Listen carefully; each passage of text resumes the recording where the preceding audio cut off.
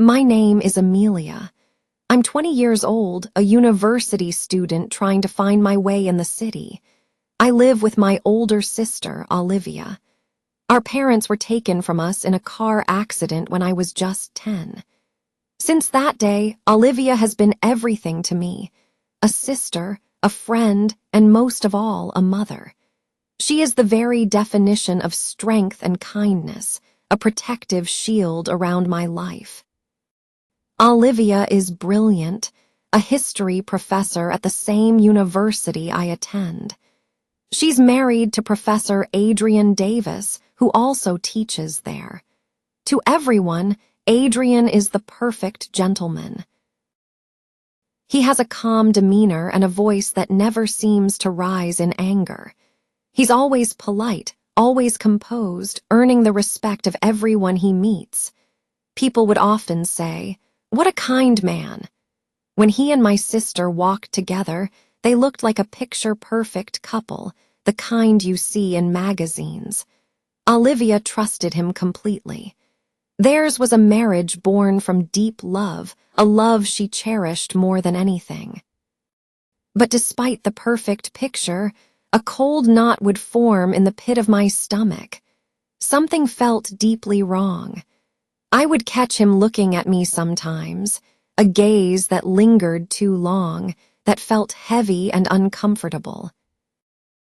It wasn't the way a brother-in-law should look at his wife's younger sister. I tried to push the feeling away, telling myself I was imagining things, that it was all in my head. But my instinct screamed that something was dangerously off. One afternoon, as I was sitting on my bed, my phone buzzed. It was a message from Adrian. "You looked beautiful today. I can't stop thinking about you." My blood ran cold. I was shocked. Why would he send me this? I convinced myself it had to be a mistake, a message meant for Olivia. I didn't reply. But then more messages came. "Let's meet for dinner." "I know you feel the same, Amelia." My heart hammered against my ribs. I was terrified. I chose to stay silent. The next day, my fear became reality. He was waiting for me outside my lecture hall. "You are special, Amelia," he said, his voice low. I quickly walked away, my steps fast and unsteady. The harassment escalated. Flowers began appearing at my doorstep. He would be standing near my car in the parking lot. He started following me around campus, his presence a constant, suffocating shadow. "You are so young, so beautiful," he'd say. "At every moment I see you, I fall more in love. I don't just want you, Amelia. I want a forever with you." I would run to the nearest bathroom and just cry, my body shaking with fear and disgust. I felt broken. I love my sister more than anyone on this earth. She raised me. I owe her my entire life.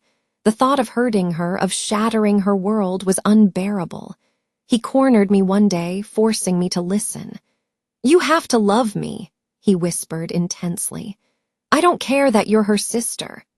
His words made me feel sick to my stomach. I felt like I was fracturing from the inside out. Finally, I couldn't bear the weight of the secret any longer. I decided I had to tell Olivia everything. I was petrified, imagining her hating me, or worse, not believing me. With a trembling voice and tears streaming down my face, I prepared to tell her. I wanted to scream, "Your husband is not who you think he is. He's sending me messages, he's following me, he's making me feel unsafe." But as I looked at her, her face was glowing with a pure, radiant happiness. "Adrian and I are trying for a baby," she announced, her eyes sparkling. "We're starting IVF. I hope I become a mom soon." The words died in my throat. My hands went cold and my heart felt like a lead weight in my chest. Adrian was pursuing me while Olivia, his loving wife, was trying to build a family with him. She trusted him. She loved him. I couldn't be the one to destroy her happiness, to wipe that beautiful smile off her face. So I stayed quiet. I buried the pain deep inside, feeling lost, alone, and terrified. I wanted to cry, but I said nothing. Late one evening, I was reading in my room when I heard a knock on the front door. I walked to it cautiously. When I opened it, my heart stopped. It was Adrian. "Why are you here?" I demanded. "I came to see you, to love you," he said, his eyes scanning me from head to toe, my whole body tensed up. "Amelia, I love you," he said, stepping closer. "You are so beautiful. I want you. Please come to me." My eyes grew wide in horror. I felt frozen. As he reached out to touch my hand, a surge of adrenaline hit me. "Get out!" I shouted. He took another step. I screamed louder. "Leave now or I will call the police." Fear finally flashed in his eyes. He backed away. Okay, I'm leaving," he stammered before turning and walking out. I slammed the door and locked it, sliding to the floor, my heart pounding as sobs racked my body. That night was sleepless. The pain in my heart was a physical ache. I knew I couldn't protect my sister by hiding the truth anymore. I had to tell her, no matter the cost. The next day, I went to Olivia's house. I sat her down and said, "Olivia, I have to tell you something. Please just listen. Adrian came to our house last night. He told me he loves me." He tried to touch me. Her face transformed. The warmth in her eyes turned to ice. "Stop it," she hissed, her eyes turning red with fury. "You're jealous. You're trying to destroy my marriage." "No, I'm not," I pleaded. "I stayed silent for so long to protect you, but I have to tell you the truth now." She screamed, "You are not my sister. You are a liar." I was sobbing. "Please believe me. I did nothing wrong. It was him." Then she slapped me. The sting on my cheek was nothing compared to the pain in my soul. Her eyes were full of a hatred I had never seen before. "You are dead to me," she said, her voice dripping with venom. The words broke me completely. My lips quivered, but no sound came out. She turned, opened the door, and said, "Get out of my house, and never come back." I stood there, crying, whispering her name, "Olivia, please," but she was already gone. My phone rang. It was my best friend, Chloe. She sounded furious. "Amelia, what did you do?" she demanded. "Olivia is a wreck." It turned out Adrian had twisted the entire story. He told everyone that I was obsessed with him, that I was trying to break up their marriage. He painted me as the villain. My world collapsed. Tears streamed down my face. "Chloe, he's lying," I choked out. "He sent me the messages. He followed me. I said nothing because I was scared." But Chloe wouldn't listen. She hung up. I was completely alone. My sister, my best friend, no one believed me. I locked myself in my room. I stopped eating, stopped talking, stopped going to class. The nights were the worst, filled with tears and self-doubt. I would look in the mirror and ask myself, did I do something wrong? But a small voice deep inside knew I had told the truth.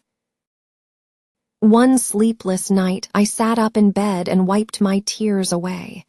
"No," I said to the empty room, "I will not be silenced." I had proof. I had the truth. I went to my printer and printed out every single message Adrian had sent me. The "I want you" messages, the "you are beautiful" messages. I printed screenshots and photos of the flowers he had sent. The next morning, I dressed myself with care. I took a deep breath and walked into the university administration office. "Please," I said, my voice steady, "I need help. Professor Davis is not who you think he is.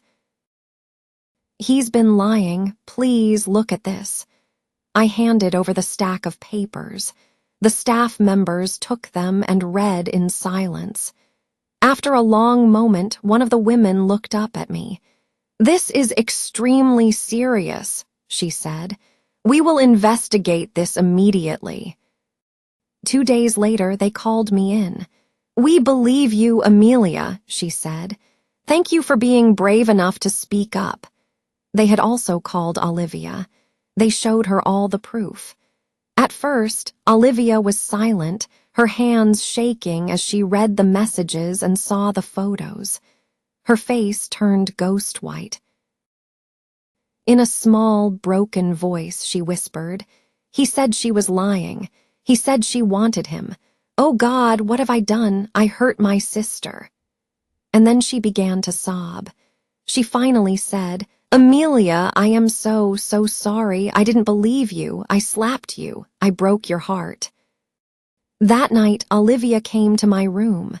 Her eyes were red and she looked exhausted. She was holding my old teddy bear from when I was a child. "Amelia, I found Adrian's old phone. I saw the messages," she said, her voice thick with regret.